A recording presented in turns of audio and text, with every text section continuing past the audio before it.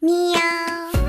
Selamat datang ke Mimi Podcast Mandarin. Saya Mimi, cikgu Mandarin yang paling comel korang. Dan saya Zaki. Tapi Mimi, hari ini saya rasa macam nak menyerah kalah lah. Kenapa Zaki?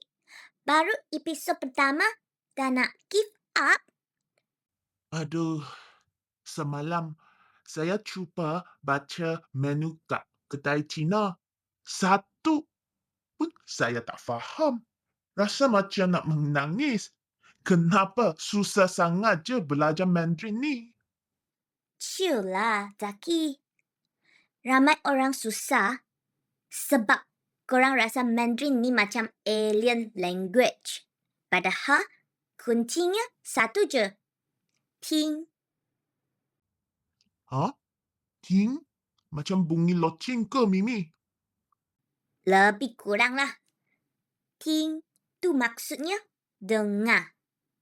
Masalah paling besar kawan-kawan, kita bukan tak pandai, tapi tak cukup dengar. Korang terus nak baca tulisan yang macam lukisan tu memanglah pening.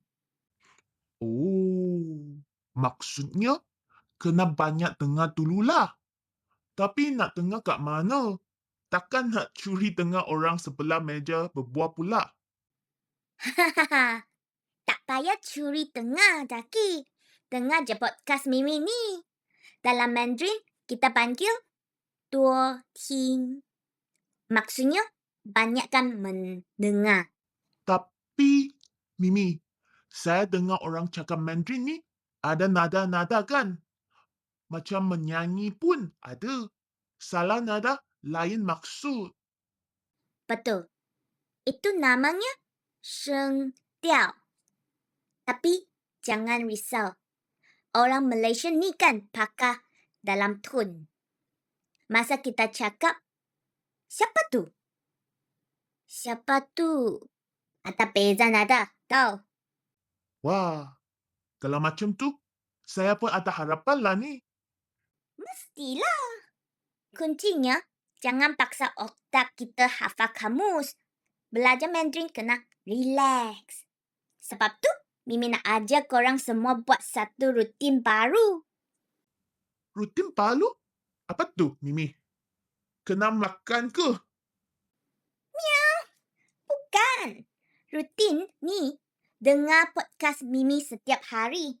Sekurang-kurangnya sekali sehari. Sekali sehari je? Sambil mandi pun boleh ke?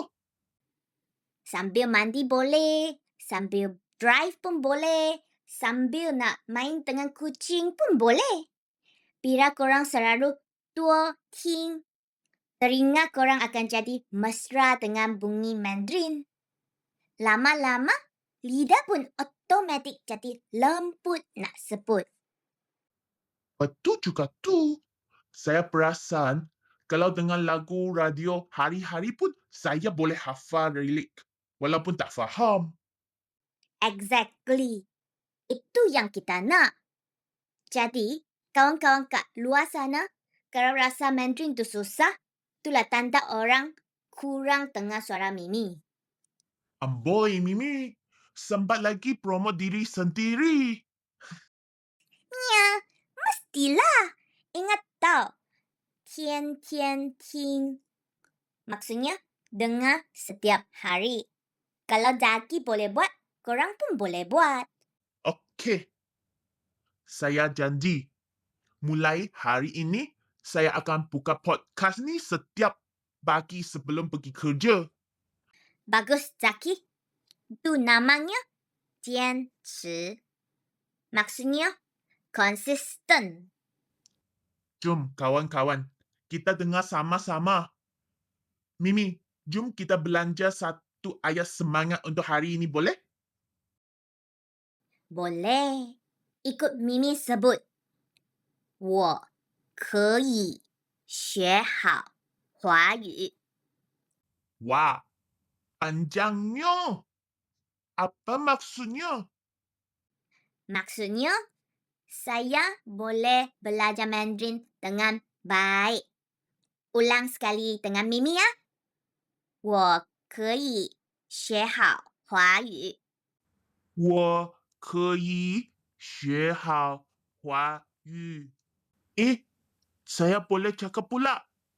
Hahaha. Jumpa lagi esok kawan-kawan.